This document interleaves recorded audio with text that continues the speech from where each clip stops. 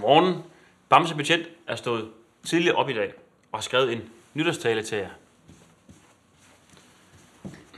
Det tror jeg lige, jeg tager, Bamse. Hvert år kan vi stille os spørgsmålet: hvem er årets personlighed? For alle os i Børns Trafikskole er svaret klart: Bamse Betjent. Bamse Betjent er i løbet af 2016 blevet en helt uundværlig del af Børnenes Trafikskole. Han er med i alt, hvad vi laver. Han forstår at kommunikere med børnene, og han hjælper os hver dag med at skabe fokus og opmærksomhed på sikker trafik. Og det er, hvad vi er her for. At skabe fokus på trafiksikkerhed i børnehøjde og sørge for, at børnene forstår trafikken gennem leg og bevægelse. I år har vi oplyst om trafiksikkerhed til rigtig mange børn, og i 2017 er målet at nå ud til endnu flere.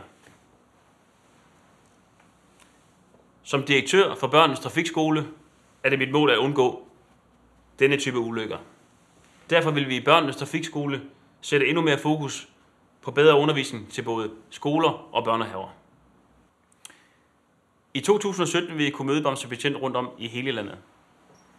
Vi glæder os til at se jer.